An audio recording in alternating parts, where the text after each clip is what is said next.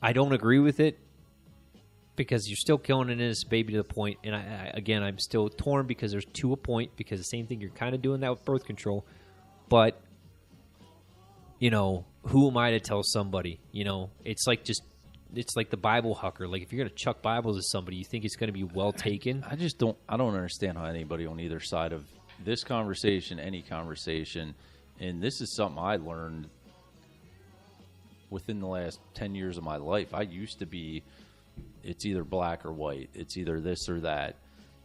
You get to an age and you see enough and learn enough about what's going on in the world that there is no right or wrong answer to every situation. There's always a gray area, and there's always got to be a discussion 100%. About those scenarios. And there's always going to be a new scenario that comes up that's never happened before that has to create a new discussion. But anybody that's just straight up pro-life or straight up pro-abortion, no matter the scenario, no matter the situation, you're an idiot. It's just like being devout Republican or devout. If you're fully one way or the other on anything, regardless, you're a moron. So like that's you're lying your allegiance based off of a few key points that you agree with, and you say, all right, I think that this and this is right. So everything else that they say must be right. Yeah. And that's why, like, one of the big topics, because I love to talk about it, is racism. And, like, talking about having, you know, the guy I know, Mike, on, and, like, you, me, and him sitting down and just talking about racism. Like, what is it? What isn't it? And he's a black guy. How we feel as white people, how he feels as a black person. Like, just talk about it. Well, you know how we talked a little bit earlier about how, like, the bombings, all that stuff with the Middle East, like, we're creating terrorism. Yeah, absolutely. Because of attack. Basically, yeah, we're attacking people. We're trying to get the bad guys, but we're creating more because of the what's the term? Ideology? No, when you say I dropped a bomb, people died, but then the collateral damage. Okay. So yep. This collateral damage, even though it's not intended, these people don't know or care if my wife or my family got killed because of a bomb from whoever. And it was just collateral damage. It wasn't intended. I don't care. That's my loss. I'm frustrated that, and for what purpose? You know what I mean? And you just opened like a recruiting agency then. Right. So I also kind of see racism as the same point, but kind of different. Like, there's, I think, a lot of guys out there that are racist because they got tired of being put in a position where they're told they need to feel guilty or they need to feel ashamed for some level of privilege that they were given. Exactly. From the day they were born that they've never seen or felt. You know what I mean? How are you going to tell somebody just because you can't tell someone they're lesser because of the color of their skin? Well, you also can't tell someone that they have an advantage in life because of the color of their skin. I mean, you can't do one without the other. And I feel like in a way you have an advantage, but in a way the disadvantage is not as much of a disadvantage as it's said to be. And I would never say there aren't people out there that have an advantage, but you can't. Once again, it's not black and white. Not every person because they're white. Every situation's different. Well, not every person because they're white has an advantage. Not every person because they're black has a disadvantage. It all depends on where you're at. And this is society what part of the world you're in. This is my point is I think we're led to believe as racism is a thing strictly because it's a distraction. Everything's a distraction, dude. But what's a distraction from? You know, it's a distraction from. Well, that's what. But here's the thing. Hold on. That's the crazy thing. Let me get this out. Like you got black and you got white, and what do they try to say? Racism. Okay. I'm not convinced that there's somebody from the top that's pumping this down, and I'm not going to say there's not racism with cops and stuff like that because I totally get that. You got a biasy there. Everybody's biased, but at the end of the day, you don't have black and white. You have rich and poor. I'm never going to Harvard, and I'm fucking white. Well, you answered your own question there. It's to keep driving the racial difference distracts from what is really the issue, happening, which is the class difference. And you have the top 1%. It's not even the top 1%. It's the top 1,000th% of people in this country they just let that the want to distractions drive roll. this, because the longer that you and me and whoever else in the middle class and below are fighting with each other about who's right and who's wrong and who's racist and who's not and who's calling who out on social media for being a bigot and this and that, the longer they can drive their agenda and the longer they can do what they're doing, because we're not focused on the fact that there's a handful of people in this country that control everything and are illegally making money off of monopolies and things of that nature that there's laws against, but nobody's actively going after them because 100% they have their hands in everything. And that's just it. We're so easily distracted by the next shiny thing that we can't pay attention to what's really going on. And I think media and stuff like that is we get distracted by the drama train. You know, the drama train's always going on. It's always teetering around, and we are addicted to it.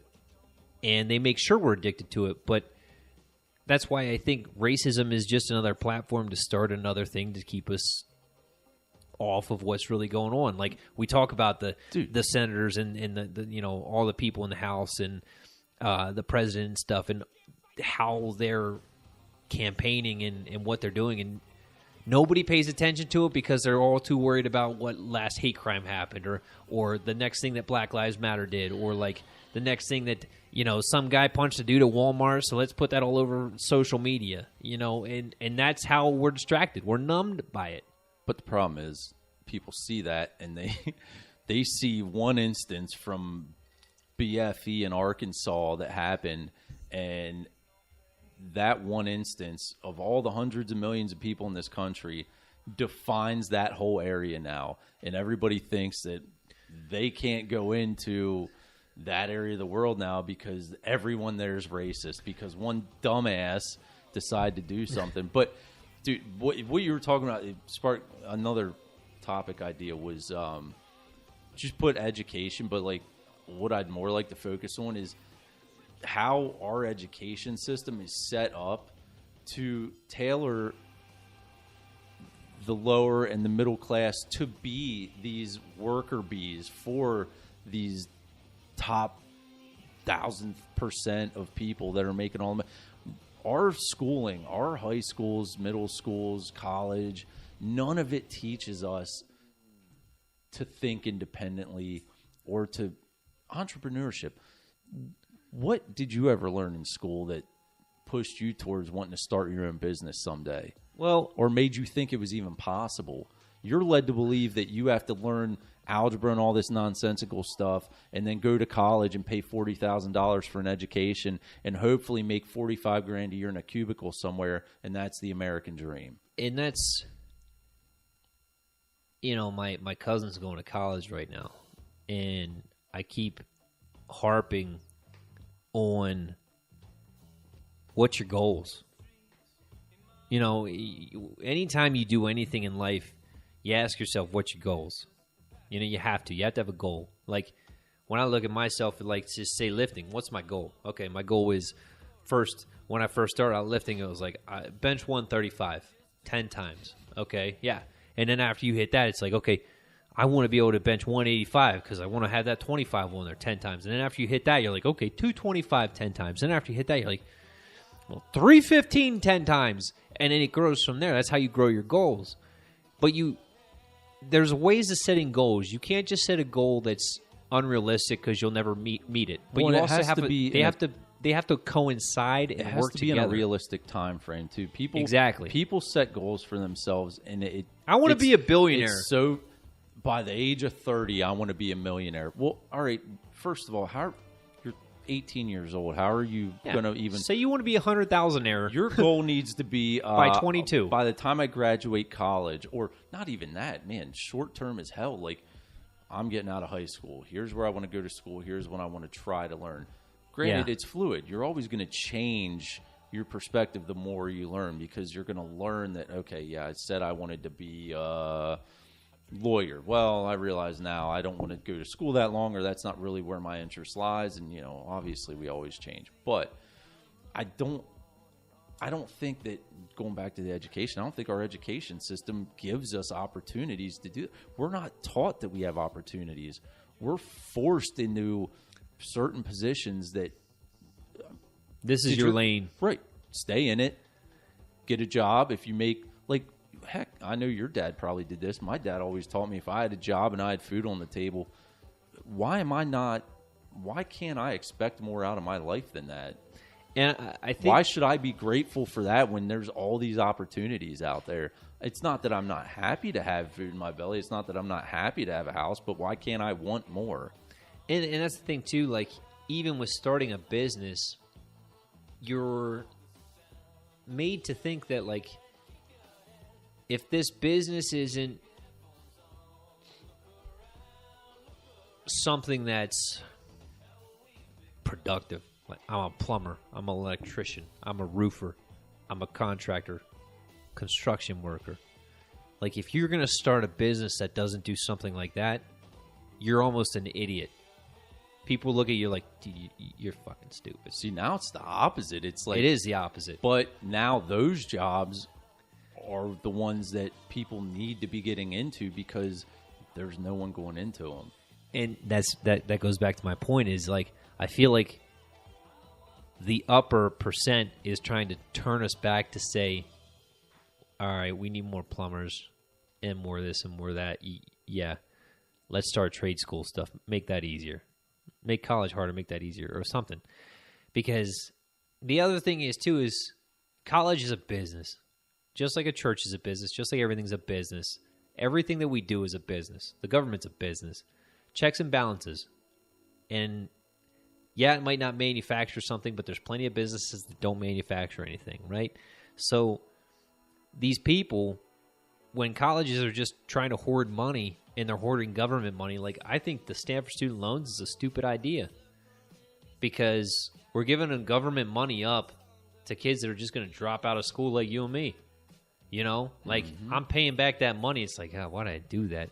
I mean, don't get me wrong. It was a fun time, and I did learn a lot about kinesiology, but I'm not doing anything with it. It was not applicable to something I really wanted to do. Yeah, but how many kids do you think that are currently in college or currently thinking about going to college would actually put themselves in that much debt if they could sit and talk to you or me or somebody that's even more successful than us that makes good money with a high school diploma? Because they're never told that that's an opportunity. Exactly. They're never even given a hint that those jobs are out there. That's what my cousin just got. She's moving back soon from Penn State. It's hilarious. She's following the same timeline I did, but she actually graduated. She got her master's in psychology something. And terrible idea. Yeah. I'm like, what are you going to do with that? Be a school counselor. I'm like, you're going to make $40,000 and you have a master's? 60, 70 grand. Oh, way more than that. A master's now is $150. Jesus. Oh, yeah. Alex got hers for 70. No, not if you're going to a major school. But dude, the whole way through. You could ask her right now. Granted, she's passionate about what she does, but if she could go back and do it all over again. But you make more money than she does. Right. And she went to school. And I get it, it's not all years. About that, but at the same time, that frustrates her. She knows now if she went back and just went to school for business and got her MBA, put the same amount of time and effort in as she did to her master's in psych, she'd be making twice what she's making right now. And that's the crazy thing. It's education isn't always the answer. And I was the same way. You were the same way. And we were thought to think that if we somehow graduated college, we were going to instantly get a job that paid six figures in the three first digits, that 100 mark that everybody wants to hit, especially in this area. And it didn't happen. You know what the problem is, though? Didn't happen for a lot of people. With her specifically, there's still such a stigma behind mental health in the mental health industry. Oh, huge. it's still taboo to admit you have depression or anxiety or whatever. Well, and the first answer is drugs. And there's still so many people at the higher levels. Like, yeah, granted, we have mental health options now because it's been driven by so many people that need it, but it's still not respected because what motivation would somebody that's a billionaire have for everybody in the country to have positive mental health, a positive outlook on life? First of all, the pharmaceutical companies are going to be screwed because they don't have their consistent business of people popping pills every day to manage something that could easily be changed with a change in diet or a change in location or a change. How about a job that doesn't make you feel like you want to kill yourself every time you wake up in the morning because you have to drive to it? I know we've both had those jobs. Absolutely. And that's a train ride you never want to go down at all. I mean, and that's how I feel in the situation I'm in now. It's like I can't go down that road of being like hate my job, you know? No, but you got to realize the situation. Dude, I constantly have to do it, and I still suck at it, but I got to look back 5 years, not even 5 years, 4 years. What was I doing 4 years ago? Just starting at Fastenal. Never had more than a couple $100 at a time in my bank account. Just bought a house, but only because of my wife. Like, dude, 4 years ago was a whole different world. But at the same time, you're learning. You know, like you don't know, and everybody is the same way. When you're at that age, you think nobody knows better than you. I'm going to do it different than you did. You're convinced. You think you know something that somebody else doesn't know. Dude, that's why getting married in your 20s is a terrible idea. I agree. You don't know shit. And that's what people were like, would always look at me.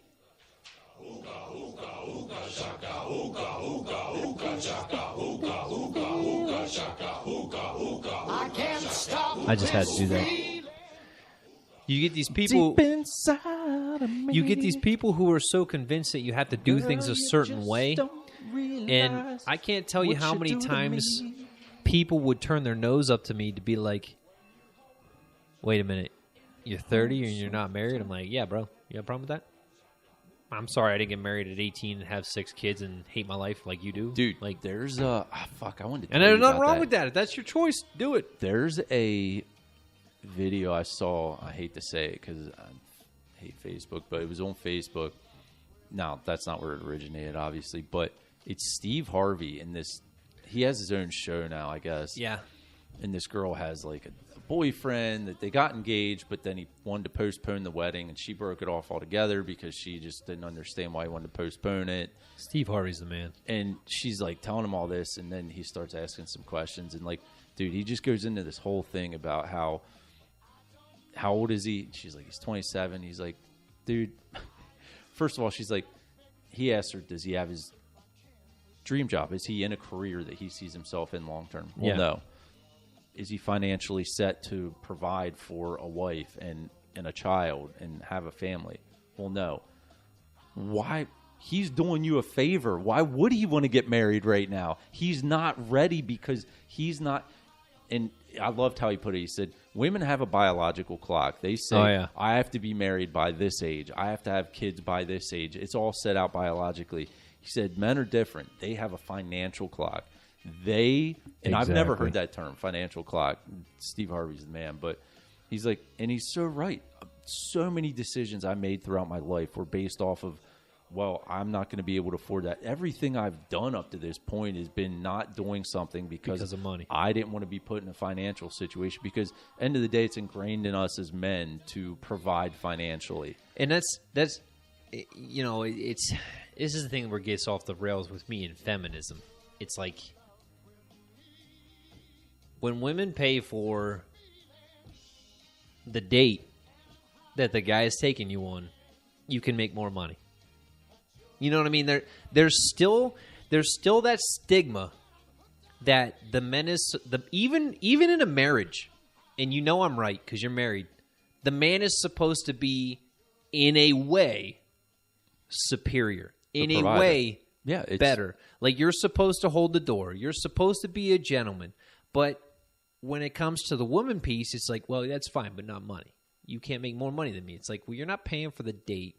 You're having the baby and not working. That time, I'm working. We need more money. So when you look at it just that, not alone the performance, because there's studies that show men will work longer hours, men will come in early, blah, blah, blah, blah, blah, blah, blah, Well, take work home. I think there's also statistics that men are less efficient, so they probably need to work longer. But Possibly. regardless. And, you can find, to any yin, there's a yang. You know what I mean? You can find the opposite study somewhere. But my point is like, it just kind of, it always one of those things that nags on you. It's like, I was carrying, I bought stain for the deck, 5-gallon bucket. Of course, I carried it out of the shopping cart over to the car, and I was like, the kid, I'm like, why aren't you carrying this? It's like, you really want me to carry that across the parking lot? I'm like, well, you got equal rights, right? You want everything to be the same except the bad stuff. You're right. Equal rights are only what you want to push for when it means equal pay or something that's a benefit. Yeah. When it's equal rights as in, all right, you want the equal rights as a man, well, here's what you got to tolerate when it comes to this shit. No, well, we don't want that part. We only want the positive shit. We want equal benefits. Right. You hit it. You said it. Equal benefits. We want equal benefits, Dude, not equal rights. It's just like, it's ours when it's something that's shitty. Oh, yeah. But it's yours when it's something that's shitty. Ours. But it's ours when it's something that's good or positive or something that you're proud of.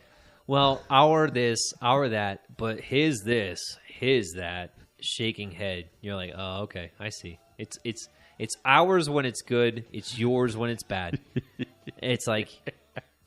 right now, the basement at my house, because it's in shambles. Your basement. It's my basement. Yep. But when it's done and it looks great, our basement. She'll be bringing everybody over. Right, look at our basement. This is our basement that we remodeled. Bitch, you mean I remodeled? We did what? Yeah, we did what? You yelled at me. I remodeled. I'll give Kate the benefit of the doubt on that one because I get super mad when I'm doing projects. Like we were staying in the deck and I was losing my mind, and she's just so good at keeping her mouth shut. And I'm not saying that as like a dickhead, but I'm like I just got that look in my eye, like I'm seeing red and there's a target and I'm gonna just destroy it. And she's good at knowing that and staying out of my way. So I'll give her kudos for that. But I get it. The second it's done, ours versus yours. Like, clean up your mess or this. Drives me nuts. Yeah. I mean, some of That's it's marriage. definitely deserved. Like, but you got to understand, dude, it's all about how you're brought up, man. Like, I don't immediately clean up, like, dishes or laundry, whatever, because, dude, you saw the house I grew up in. Like, that shit was... It was a shit show. Yeah, if you could find something to wear the next day for school in that basement, like, Yeah, you're and you're just hoping it belonged to you because you never knew whose clothes were whose. I just remember coming over that day your basement flooded. Oh my god, I just told that story the other day to